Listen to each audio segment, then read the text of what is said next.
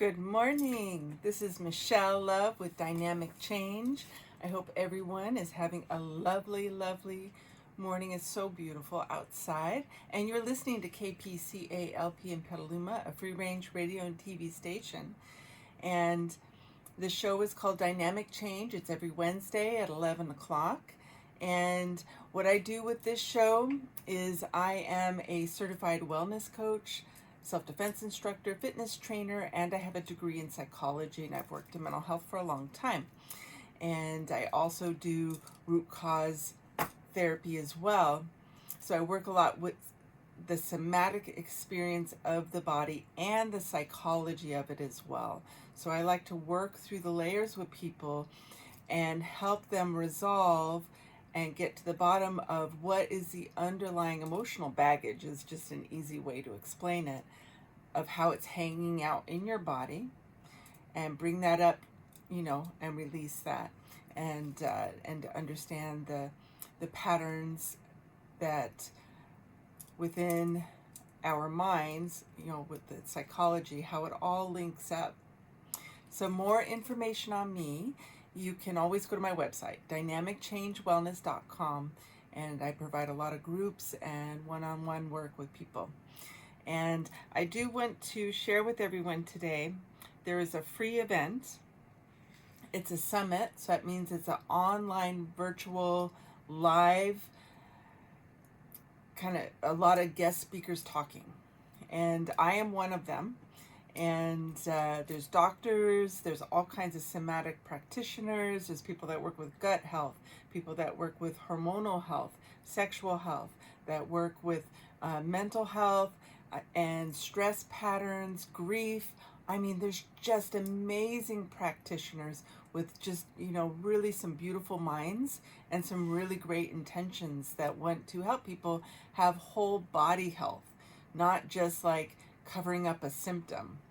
And so the way you can check on that or sign up for it is you go to wholehealthreimagined.com. So all one word. So whole as, the whole body, WHOLE, health, HEALTH, and then reimagined, like reimagining something, REIMAGINED.com, wholehealthreimagined.com, or you can also go to sacredowlsolutions.com. Those are the two ways. So sacred, SACRED, owl like the bird, OWL, solutions, SOLUTIONS.com, sacredowlsolutions.com. So there's no hyphens, it's all one word, both the things. And this summit is put on by Samantha Rhines Odell, and she was one of my guest speakers on one of the shows, and I really, really enjoyed listening to her because she's really one of those people that is wanting to create a really big change with how deeply people can feel whole within themselves and with their healing, and really work on finding that relief so you're not continuously feeling these symptoms and these stress patterns and health issues and everything. And I do similar work, and I just think it's really helpful for people. So I'm very excited. So you're invited, free event, this summit, Whole Health Reimagined, or wholehealthreimagined.com you can go to, or sacredowlsolutions.com. So if you're interested, or you know someone that's been struggling with some health issues and they've been wanting to resolve it, or something that's been long-standing and they don't know how to feel better, this is a place where you can really find some important information that's really educational that might really help shift this for you. So you're invited. And today I am super excited, and I have something that I really feel is really important information to consider. And so I want to talk about the intelligence of the heart. What I do with this show every Wednesday from 11 to 12 p.m. on KPCA-LP in Petaluma is I talk about really kind of outside the box, in my opinion, ways of looking at particular life experiences and ways we can handle how we respond to stressful triggers, even if they're traumatic triggers, how we relate to other people, and how we can have a little more peace within ourselves, actually a lot more peace, and resolve certain patterns that cause this extreme stress and discomfort within our lives. So when I bring up these topics, I'm really I've studied pretty much everything I could get my hands on when it came to psychology, somatic work, which is how you experience your emotions in your body, physical fitness, meditation, health, for over 30 years. And so all these things that I've been studying, I really felt there was so many layers to our experience within ourselves. So it's not just like our minds happening. We have all these experiences within our bodies, within our spirit, within our emotional intelligence that we feel with our whole body. And the reason I say that is I've done a lot of shows around like an empath's experience. And I'm extremely empathic. And so I feel a lot in my body when I work with other people. And what it has allowed me to do over the years is I see people really deeply because psychology came really natural to me. So being able to listen at that level where you can feel their emotions that they're carrying within themselves and also understand the psychology, to be able to look into people really led me on a path of wanting to find deeper levels of understanding the psyche, the spirit, the mind, body, spirit, and how really in-depth healing could come about. So I just studied so many things. And so that's why I like to bring this information that has just another way you can look at some of these things that we go through in life that can be really challenging to get to the other side and to have this growth in a way where you feel empowered and stronger and feel like you can have really productive boundaries for yourself and have more happiness. So, today I want to talk about the intelligence of the heart. So with the intelligence of the heart, I'm talking about like when we listen, first listening, and we will do a little guided meditation around that, of how to have your heart open so you can communicate in a way where we're not being defensive or reacting to someone that is maybe really projecting some kind of toxic emotional baggage that they have. And it's completely their stuff. And it has nothing to do with us. But the more we can be kind of heart-centered within ourselves and really feel how to have our heart open in a way where we don't feel like we have to defend against their abrasiveness. We feel like we don't have to participate in maybe this really kind of toxic negativity, and be able to uphold our boundaries for ourselves so we're not stressed out by this situation that's in front of us, and maybe say what is actually the most compassionate, loving thing to do in that moment. But it may be some feedback that will be strong feedback, but would actually be the most healing for them.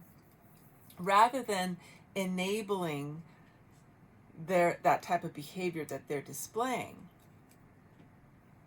So when we listen with our heart, so I'm going to give you a couple of examples, and I make things up that with imaginary names, imaginary scenarios, and what I do is I'm bringing this example that I think is something that could happen every day, that I've seen happen, that I know we go through, that is very, very real. And being able to recognize that people are just going through their certain pattern of stress, something they've imprinted on from their childhood. It's like a loop stuck in their head, and they can't help but project it because they haven't healed it yet. But they're projecting, right? And sometimes when we're in the crossfire of that projection, it can be really stressful and even kind of so uncomfortable it feels kind of painful, like we've been attacked, right? And we're just really feel a little bombarded by people that are just struggling within themselves. It's not okay to project that on people, but to be able to recognize it and realize it's not about us. We do not have to take that on. We don't have to feel stressed out that there are responses of stopping it. But I think having our heart open allows us to see people more fully sometimes. It allows us to recognize maybe something that they're going through, allow some like maybe you've had a flavor of that within your life, and you can feel kind of the pain they're going through. Rather than focusing so much on the behavior, being able to recognize the pain of it so we feel separated from it and realize, oh, this has nothing to do with me. They're really struggling with this particular thing. And then also allow yourself to feel so separate where you also don't feel any responsibility to doing that dance with them, and being able to express a boundary that allows you to have space from that toxicity, allows you, anytime we practice our own boundaries, it's very healing. Healthy boundary setting, in my opinion, if you really, really, really, really, really work on that, like just dedicate yourself to making sure you are expressing strong boundaries for yourself, I think it's an accelerated way to actually heal a lot of issues within yourself, because a lot of the childhood traumas and things like that, stem from a lack of being able to have had a boundary. So anytime we work on having a strong voice, and it can be really uncomfortable when you've had traumas or triggers or really intense patterns in your childhood to say that strong boundary. But if you force yourself to say at least more than you have in the past, even if it's scary, but just push yourself into saying more of what you know you need to say to take care of yourself, I think it really accelerates the experience of healing. And I'm a self-defense instructor too, and my goal when I teach a class is I want to enable people to get in touch with really strong aspects of themselves, their own fierceness for themselves in a really healthy way. And so I always advocate for this assertiveness of pushing yourself to think in your mind, kind of practice in your mind what you can say when something comes up that makes you uncomfortable and has been a difficult situation where you don't know how you want to handle it. I think a lot of us get stuck in, I don't know what to do with this, right? So really practicing scenarios in your mind of verbiage, of body language, of how you're going to feel when you practice that plan is dramatically healing. And so I'm going to give you some examples today of how we can experience listening with our heart. And again, my name is Michelle Love. You're listening to Dynamic Change, and my website's Dynamic Change and Wellness if you want to get some more information on the kind of things I do with people. But today I'm talking about how you can listen with your heart to be more aware. Use your heart's intelligence, the depth of your heart, of your life experience, to listen more deeply to people when they're kind of they're a little off the hook, right? So they're stuck in their own pattern of pain that maybe has a very toxic presentation, and giving you a way to step back and recognize what's going on with them by registering it in your own heart, what's going on with them. So listening more with your body, because our minds get pretty cluttered, and our minds are great, but sometimes we have more, I think, intelligence when you listen with the heart and kind of with your gut, and trust that, and then let your mind work with that. But allow yourself to have a full body experience. You're really in your body, really present when you are interacting with the world. So it allows you to feel solid enough within yourself to pull back a little bit and look at this person. So I'm going to give you some examples. And then we'll do a guided meditation about how to be focused in a way where you can listen with your heart to people. But right now we'll just intellectualize it. So I'm going to say Sally. Let's say Sally. This is my imaginary person and an imaginary example. I'm going to give you a couple of them.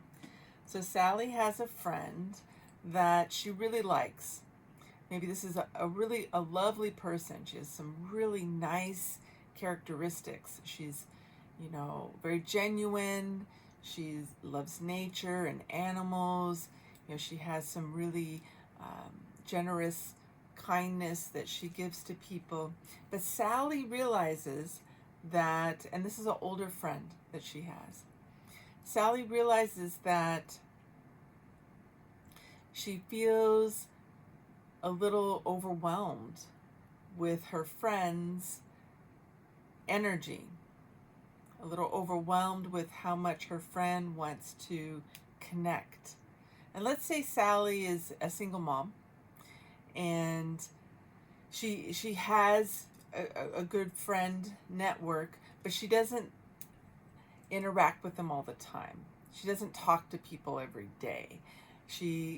Maybe every couple weeks, she tries to get together with one of her friends, texts maybe every couple of days, just something a little bit, but it's more like that. Like, she'll communicate with her friends more through texting, and will be able to see them occasionally, but she's very busy.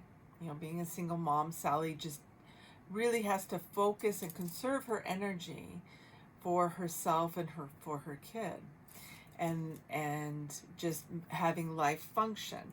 And that has to be priority for her to feel like she's honoring the amount of energy she has to share with all the people she really loves and that are dear to her. So this is how she's kind of situated her life, where she had to prioritize herself and her kid first, and then her socializing is after that.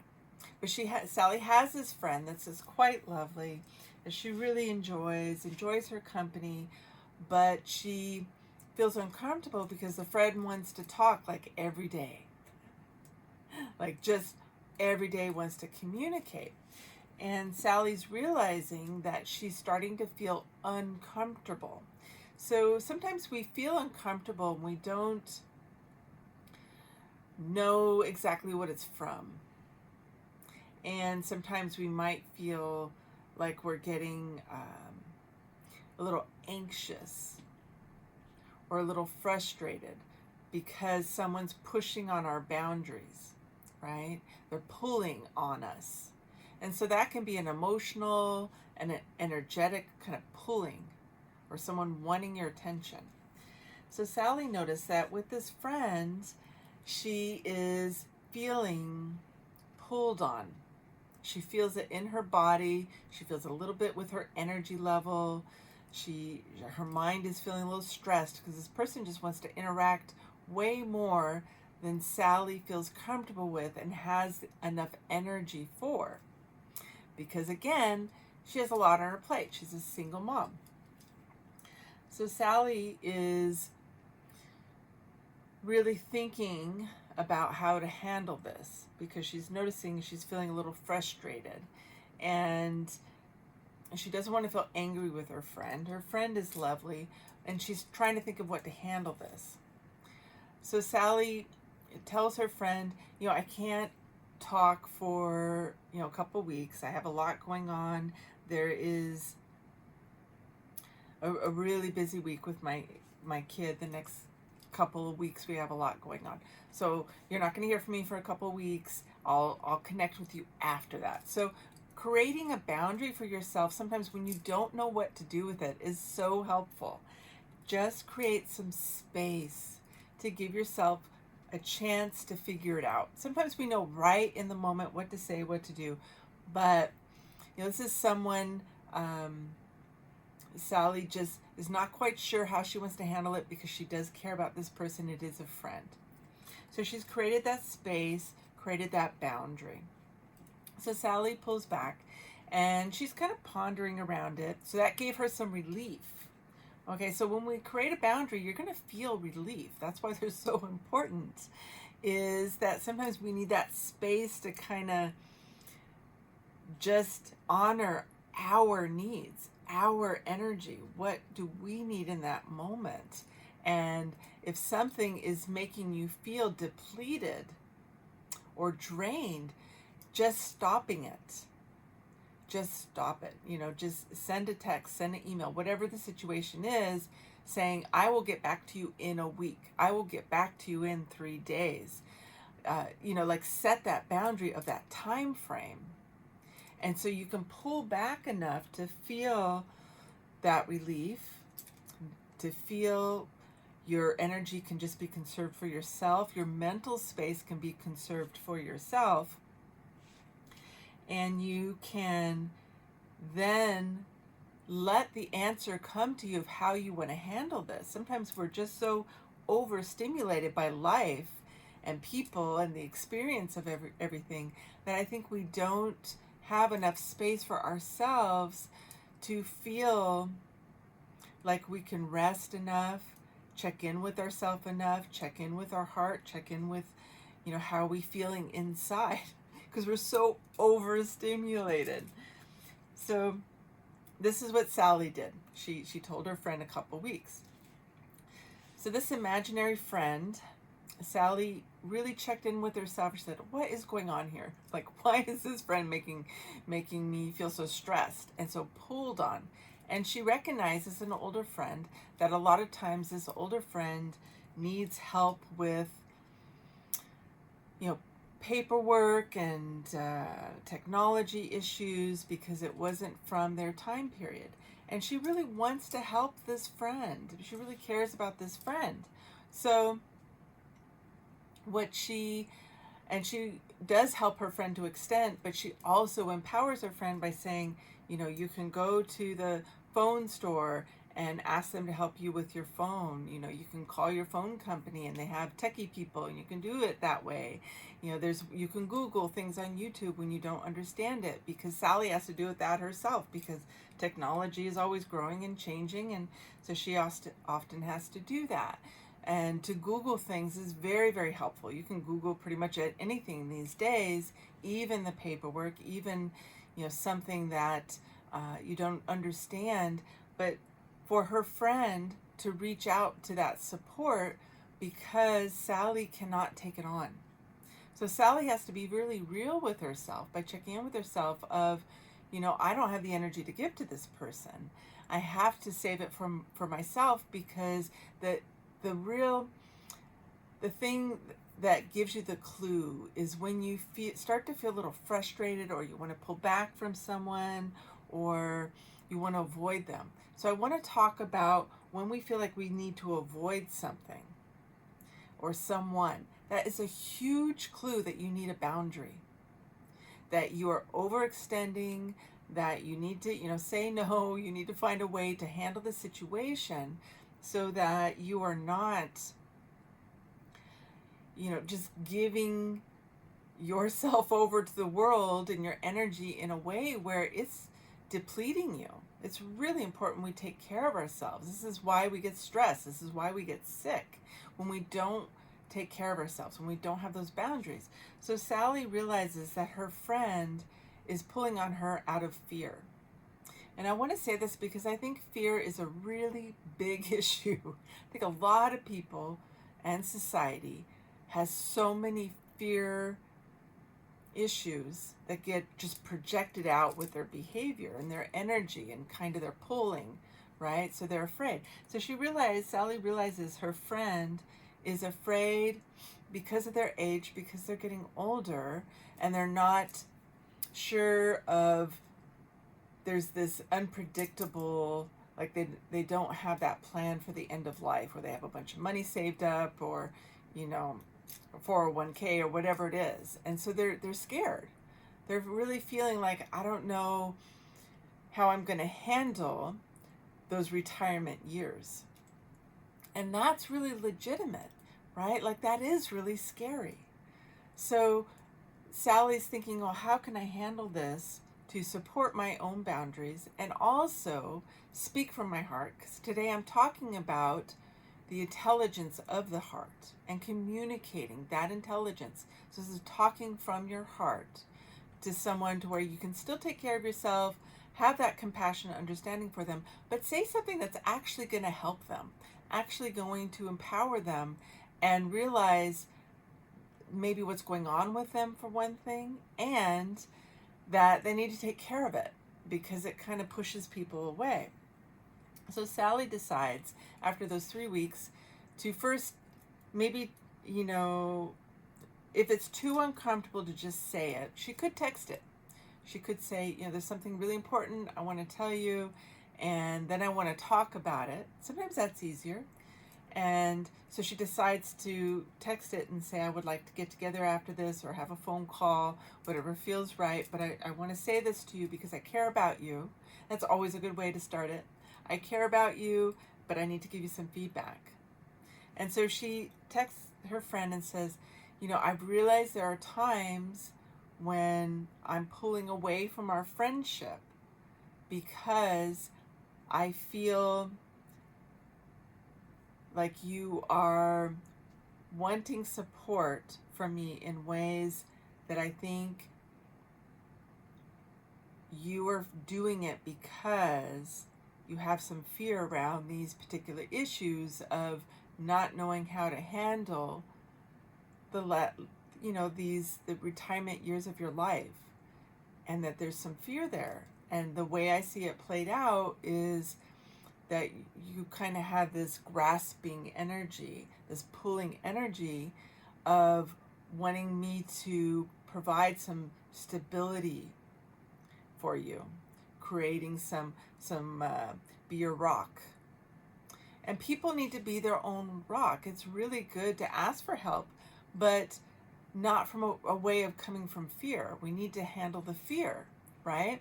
So she tells her friend, I really care about you, but I don't want to be pulling away.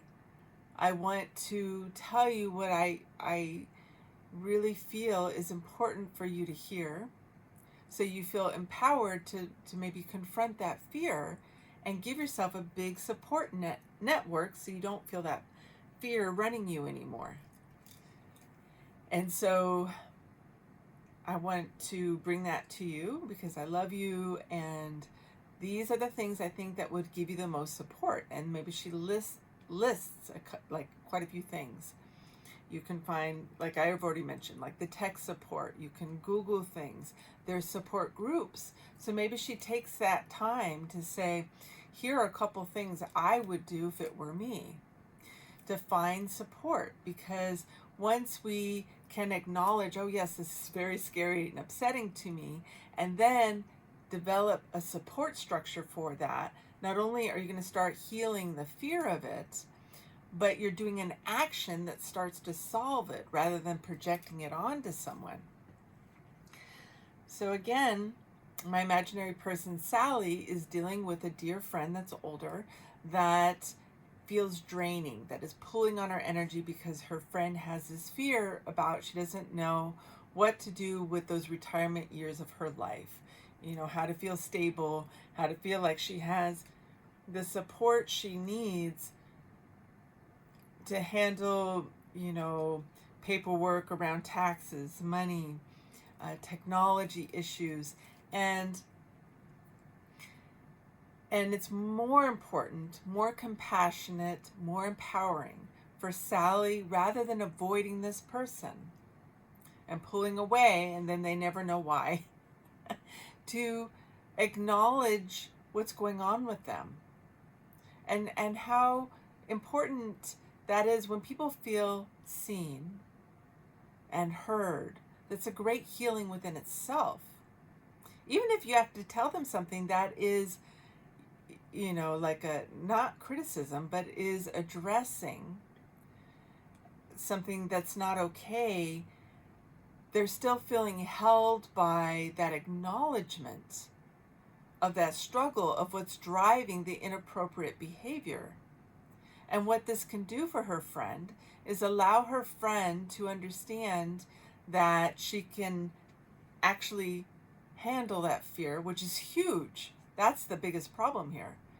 Handle that fear, find support for that, and let that fear go by getting all that support. And maybe maintain this friendship by her healing herself. So this is the most empowering, the most compassionate, the most holding space with her heart for her friend that she can do. So how profound is that, right? So Sally is really showing up for that person and for herself. So I'm going to give more examples. So that's one. So Sally also has maybe a family member. Okay, and I think so many of us have challenging family dynamics. So let's say Sally has a cousin, okay, and their cousin is mad at Sally for whatever reason. You know, there's some sort of family dynamic where the cousin has always had this grudge against Sally. And Sally's gotten really good at being strong with her boundaries and not putting up with a whole lot with this person, because Sally was able to see that their anger was out of line. Okay, but they would do these little passive aggressive jabs, these little passive aggressive statements. So passive aggressive means when they're not willing to own up to what they're angry about, and they're bitter or they're, you know, angry, and so they'll say little comments that are just like a little jab rather than really talking about the emotional elephant in the room, which is, I've done another show on that, right? So there's this, I'm going to poke at you in this way that looks kind of okay, but rather than directly saying how angry I am with you kind of thing, right? Really owning up to their feelings. So Sally has this cousin, this imaginary person. These are imaginary people and some scenarios that I am using today. So Sally has this cousin, and this cousin has always had this grudge towards her, and she doesn't mess with her anymore directly because Sally's pretty, you know, in a healthy way, confrontational, and will say that's not okay. So what Sally's cousin does is the cousin will say something where she puts down Sally's sibling. Ooh. And Sally is really protective. That's one of her qualities. And so when this cousin is trying to put down Sally's sibling, let's say Sally has a sibling named Tom, and it's a younger sibling, her brother. Sally, what she's recognizing. So what Sally sees with this, and Sally's had some practice, again, we're talking about listening to your heart and listening to the intelligence of your heart and your gut, your intuition, so you can step back and recognize what someone's pain is and what their toxic behaviors is really about. So you can recognize it has nothing to do with you. You can pull back from that and create a boundary for yourself and address it. So Sally has, because they've had a lot of practice with this particular cousin, getting, they used to actually directly try to do these passive aggressive behaviors or comments towards Sally.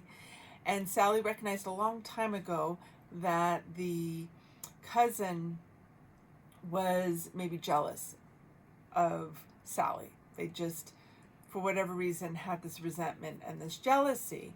And so Sally understands that their cousin has this pain that they're projecting onto Sally, where they're jealous because Sally had a really nice mother and their cousin had an abusive family environment. And this cousin has this pain of never feeling good enough because of the family dynamics of the abuse.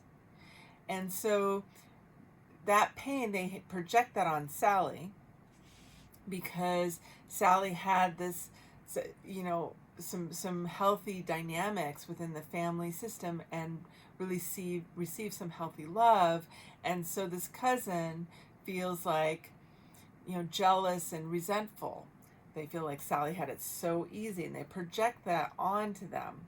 This anger that they have that's really about their pain and their anger towards their family dynamic. Okay, so Sally has this cousin that projects this pain. And Sally knows that, okay, that's their cousin's pain. It has nothing to do with Sally.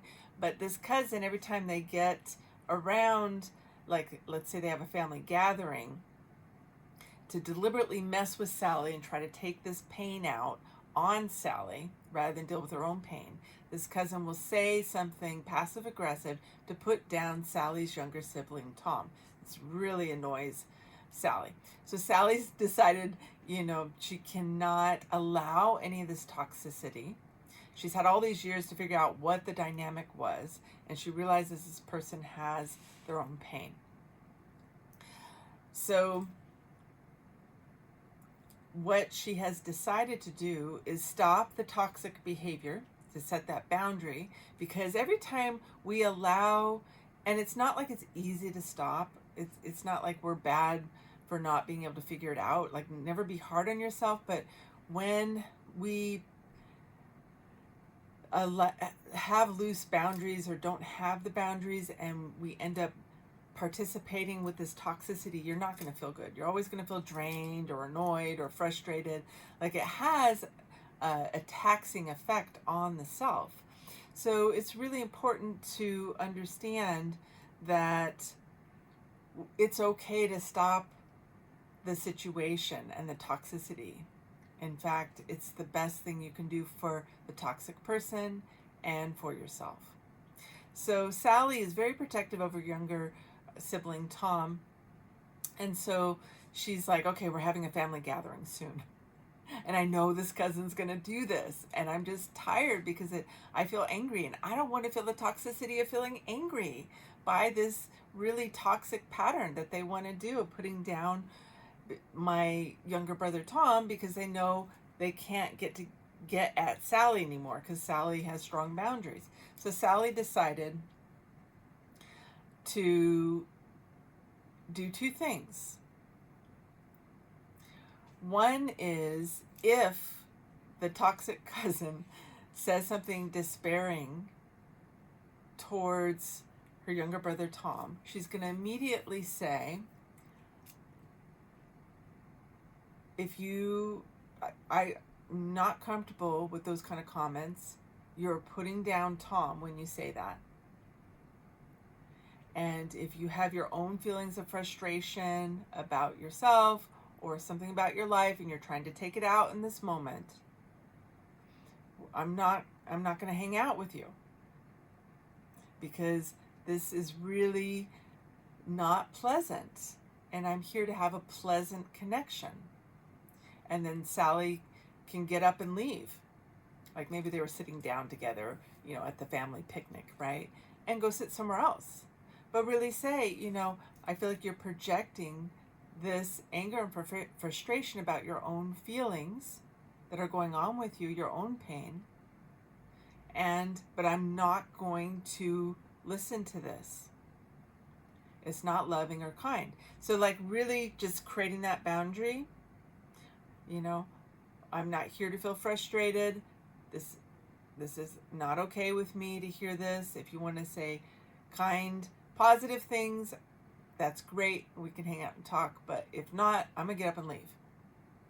So if you feel like being more positive later, we can talk.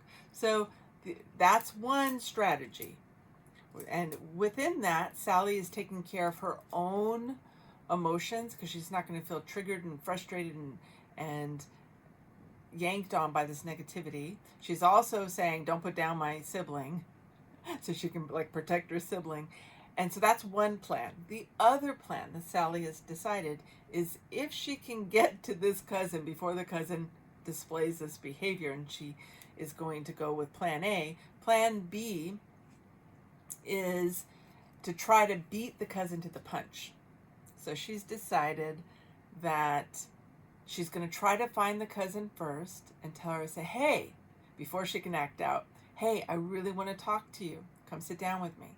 And she tells the cousin, I just wanted to let you know that I feel that your childhood was really painful, and that you didn't get told enough how lovable you are, that you didn't get the patience and the kindness that everyone is entitled to. And sometimes I think you say comments that are kind of angry or kind of poke at people because you have this pain and you don't know what to do with it. And you're trying to find an outlet for it. And I want to tell you that you really deserved better, and that I really see that must have been painful. And there are other ways to handle it. You might want to consider getting some counseling, or working with a coach, or, join martial arts, beat something up where no one gets hurt and it's positive. But how different is that? If we approach people with this intelligence of our heart, creating this safe container for the cousin, Sally is articulating the pain in a very compassionate, also confrontational, kind, present way. Probably blow blow the mind of the cousin. But that people need that kind of directness, that kindness, that compassion. Sometimes we have to, if we know them and we know we can anticipate it, you can beat them to the punch and bring that healing to them first, rather than playing out these dysfunctional dynamics. And again, this is Michelle Love. You're listening to Dynamic Change on KPCALP in Petaluma, a free range radio and TV station. And today I'm talking about the intelligence of the heart, how to be present with the intelligence of our heart to be able to bring a safe container for these heart-to-heart communications with people that are healing for ourselves and for them. And I want to make a couple announcements. There is a free event that I want to share with everyone, and it is a summit, which is an online virtual live thing. It's like a Zoom. You can join, and it is put on by Samantha Rhines Odell, and she's an integrative health practitioner. She does a lot of similar things that I do, and she has this whole panel of this free event of doctors, people that work with gut health, work with stress patterns, work with somatic health, work with mental health. I'll be one of the people talking on the summit, and these are people who are talking about really having a whole experience of health within your body, not just covering up a symptom. They'll talk about solutions to when you have like a health issue that you've never been able to resolve, of how to actually get to what the bottom line is of the problem. Because it's always, there's these layers, right? Okay, so the way to check that out, you go to wholehealthreimagined.com. So whole, W-H-O-L-E, health, H-E-A-L-T-H, reimagined, R-E, and then imagined, I-M-A-G-I-N-E-D, wholehealthreimagined.com. And then the other way you can look it up is sacredowlsolutions.com. Sacred, S-A-C-R-E-D, owl, like the bird, O-W-L, solutions, SOLUTIONS.com. Highly recommend it. Send the word out to anyone that's just really looking for healing and wellness, and like they really want to just feel 100% online. These are the people, brilliant people with big hearts that really want to help create some dramatic, deep healing for people. Highly recommend it. So again, today I've been talking about heart, like seeing people kind of with your heart's intelligence, and how to create a boundary for yourself to take care of yourself when dealing with someone that's challenging, and be present with them and realize their pain has nothing to do with you. Last example, and then I'm going to give you a little guided meditation of how to tune into your heart. Last example, my imaginary person, Sally. Sally has another person. They're not close friends, but they're kind of like work related. Okay? And this person has really some resentment towards men. Let's just say like they've really had some challenging experiences with men, but they have internalized this anger, right? And rather than just kind of recognizing those were experiences with those particular people, they're kind of projecting it on men in general. And so Sally has this work associate, and Sally had just started dating this new person, and they're really excited. They found this wonderful man, and they just share hardly anything but this little comment in the lunchroom with the work associate.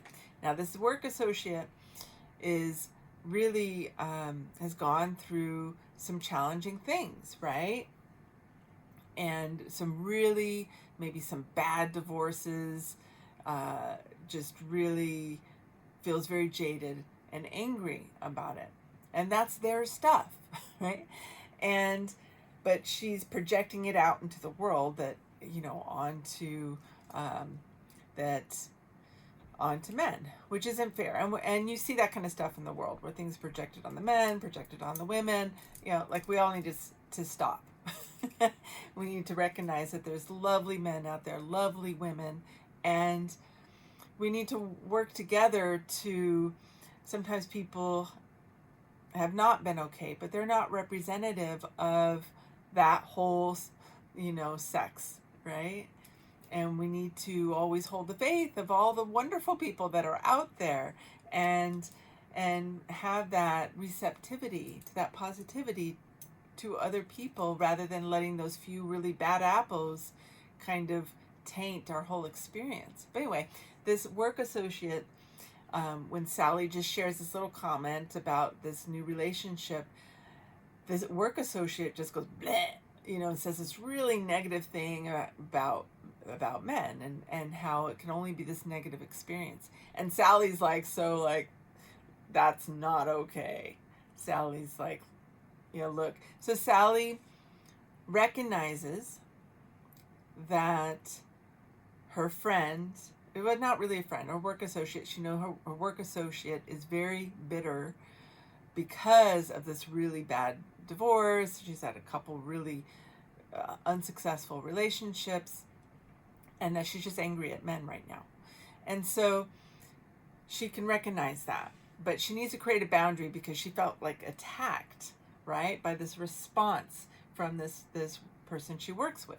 So she decides in that moment, she immediately tells her, I will not share with you again anything personal in this way, but I do not want to hear your opinion, because my experience is lovely, and whatever you have going on with you, where you're annoyed about your own experiences, you need to keep that to yourself. But I will not share with you again, and I will not hear this from you again either. And sometimes we have to say something like that, that's so direct, so confrontational, because it's so like, you feel so attacked and it's so out of line. So we don't have to like get angry or be abusive or put them down, or, you know what I mean? Like, we can be that strong. When someone's being that toxic, we can say, I do not want to hear this anymore. I'm leaving right now. You know, like we can own that maybe they weren't a safe person to share that with. We didn't realize, right? So maybe Sally didn't realize that, okay, that was someone that was not going to be present enough, to not be stuck in their own negative loop, to have this kind of toxic reaction. You know, so she's owning, I will not share with you again.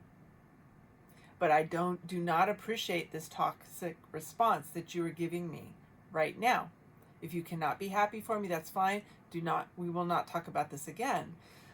So she's owning that she needs to change her behavior in realizing that this person, because they're so bitter, could not be present with her happiness, and that's okay. But she also is acknowledging that she is not going to tolerate that kind of negativity. And so what's powerful when we do these things is that it allows the coworker, her work associate, to realize it's inappropriate to be dumping like that, all this toxicity at work, and that it's toxic. That's one thing, and that some people are not going to put up with it. And that is such a powerful mirror, because when we mirror to someone, that it gives this like barrier to that mirroring, like they have to look at themselves. And it's really powerful, because oftentimes I think people project out of fear. So again, you know, all this stuff is pretty fear-based. My first example was the friend that was afraid of getting older. My second example for Sally was the cousin was speaking from this pain. There wasn't so much fear, but it was resentful, because she grew up with this really, really challenging, dysfunctional, abusive family environment. You know, poor thing, right? But they can't just act out with that pain, right? They need a mirror of, look, like people avoid their pain. And when we avoid our pain, it is not productive. So the reason I'm talking about this is working on being present with what's really going on with you, rather than just projecting.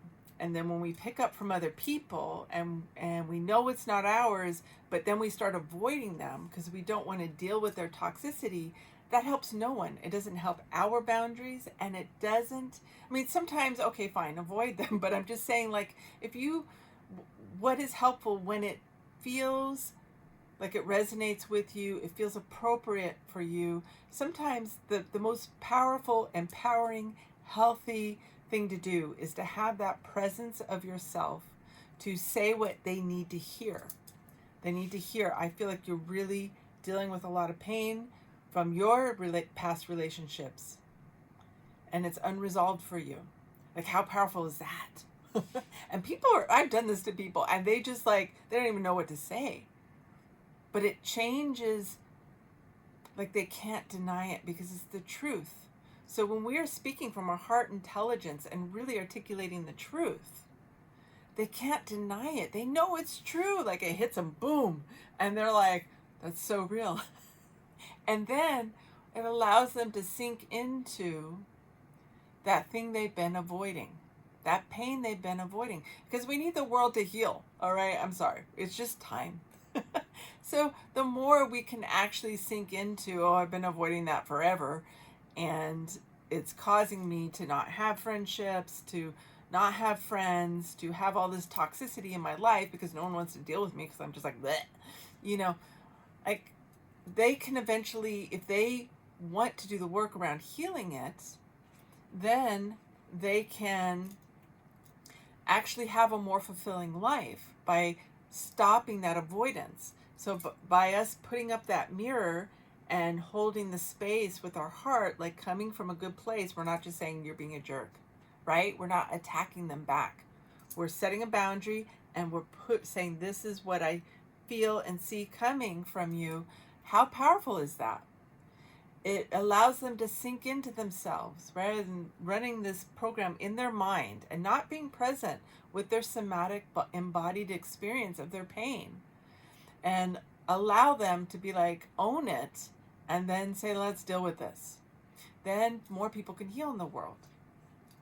So I'm talking about the heart's intelligence. I love the heart's intelligence. I think the heart can be way more intelligent than our mind sometimes, because sometimes we're just kind of not connected with our feelings when we're just being logical. We need to feel everything. So real quick, I want to tell you about one of the shows here on the KPCALP in Petaluma. And then I'm going to do a guided meditation to close out this show today about how you can tune into your heart's intelligence. So this show here at KPCALP in Petaluma is called Lulu's Lunchbox, a lunch break. It's on Tuesdays from 12 to 1 p.m. It's hosted by Lulu. Lulu has an eclectic musical taste that spans generations, genres, and continents. More often than not, a lunch break spent with Lulu will revive around a theme. Songs featuring clapping, whistling, days of the week, even murder. She doesn't take herself too seriously, and neither should you. Tuesday at noon has never sounded so good. That sounds so fun, and I love her name. Lulu is such a fun name. Okay, so you can do this with me now, this guided meditation. Sit down, relax. And I'd love to put my hands up on my legs here and get comfortable. You can even lay down if you're listening to the show at another time off my YouTube station or something. And taking 3 deep breaths, breathing into the nose for 4 counts. Try to hold it for 7, and then exhale for 8. This is called block breathing. It regulates your nervous system. Breathing in for 4 through the nose. Hold the breath for 7. Exhale for 8. Breathing into the nose. Hold for 7. Exhale for 8. Exhale through a straw. Tuning into the heart, you can let your eyes relax and close. Feel into your heart and imagine there's this green, or you can also do pink. Just pick a beautiful color, soothing color, that's in the area of your chest where your heart is. You could do right in the center if you want. And imagine the swirl of energy there. And just breathe into your heart and just feel this swirl of energy as it relaxes your heart as you breathe in deeply. Doing this with me now, and then exhale fully. Breathing in deeply. Moving the energy in the heart, swirling it, exhale fully. And breathing all the way down into the belly now. And then exhale fully. And just imagine listening to your heart, listening to what your heart feels and sees. And just every day, maybe doing a few breaths and tuning into your heart, the energy of the heart, and just imagine it feeling open. Open to the world, open to the people you come in contact with. And imagine if it could just see. breathing deeply into the heart, moving the energy, and imagine it listening and being open, and that you're listening to your heart's intelligence. Thank you for tuning in. This show is Dynamic Change. My YouTube is Michelle Love with Dynamic Change and Wellness. You can see all the shows that are uploaded there. Go to my website, dynamicchange.wellness.com, for all my services. Thank you for tuning in. Enjoy your day.